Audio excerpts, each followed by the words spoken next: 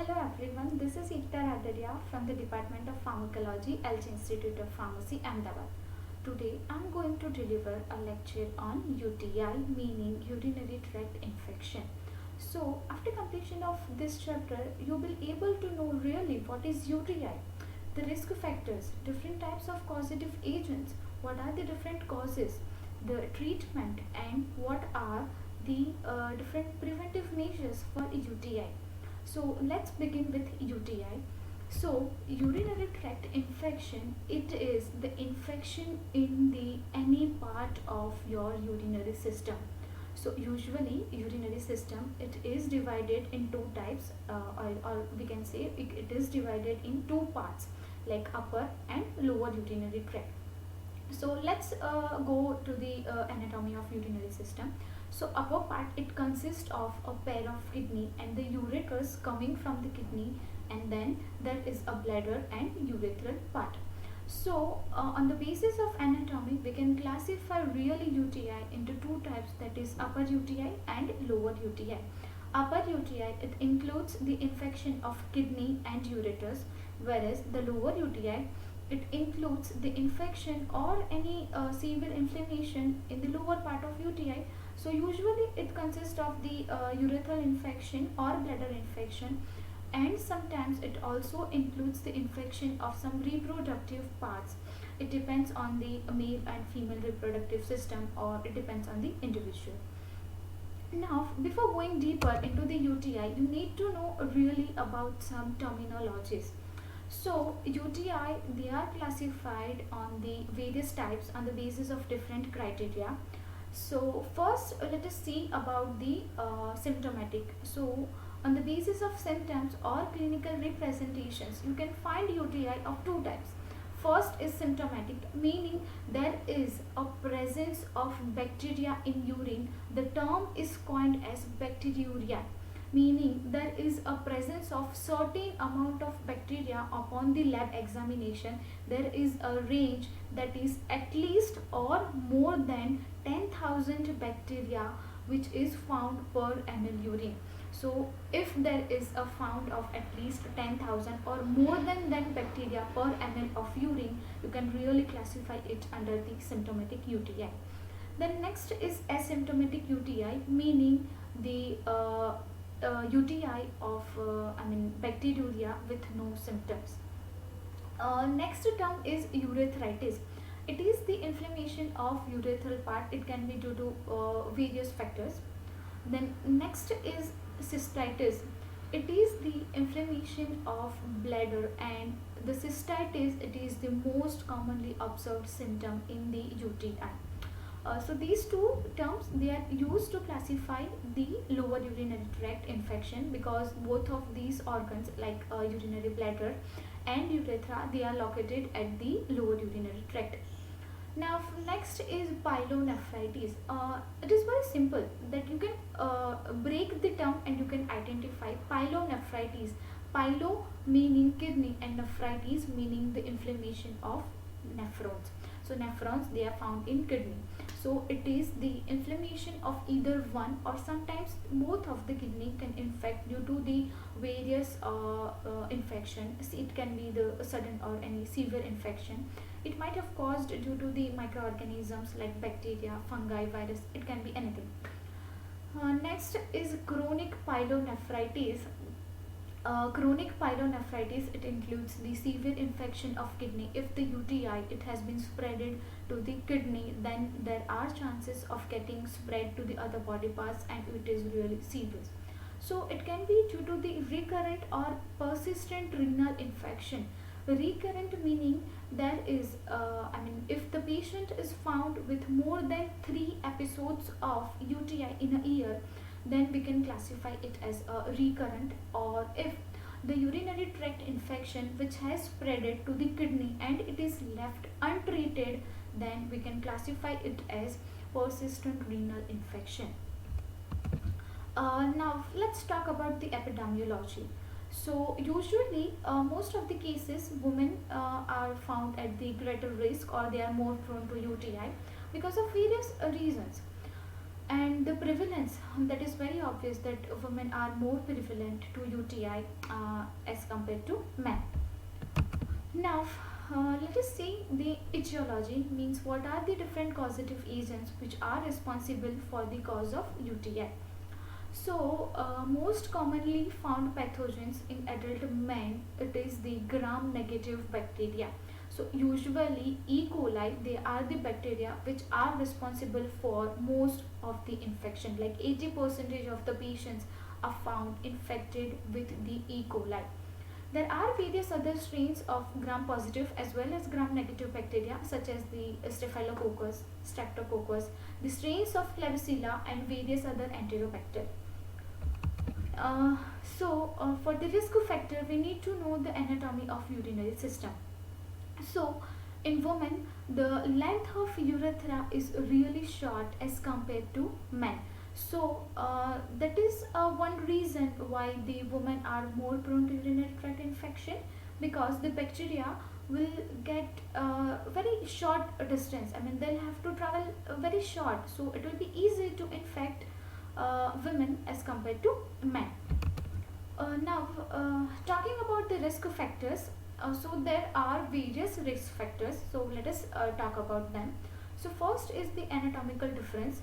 So first, it is due to the anatomical differences in female and male as well.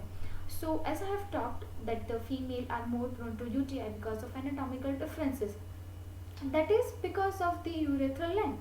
They do have very short urethral length as compared to men.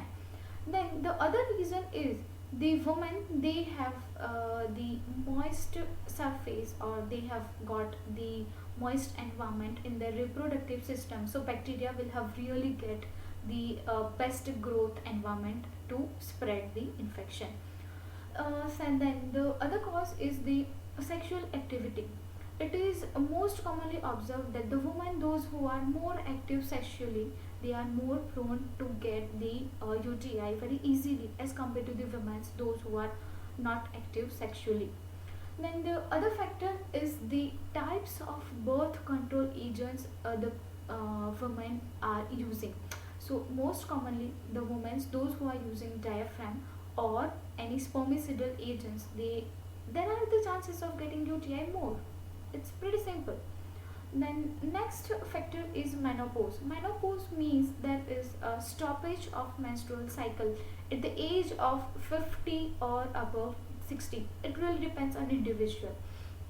So in menopause, there is a decrease in circulating estrogen in the female body. So there are various reasons. Because of estrogen, there would be the imbalance in their hormonal system, so they are more vulnerable to infection. So that is also one cause of UTI. Then other factors include the abnormalities in urinary tract. So usually in babies, the babies, those who are born with the defect, or they have found any abnormalities in urinary tract. So because of these deformities, they won't be able to, I mean, urinate themselves or normally as the many adults, or there might be a backflow of urine. So because of these factors, they have increased the risk of urinary tract infection. Then next factor includes the blockage in the kidney tract. It might be due to any tubular obstructions. For an example, if the patient have kidney stones, then that is very obvious that they face difficulty in urinating, right?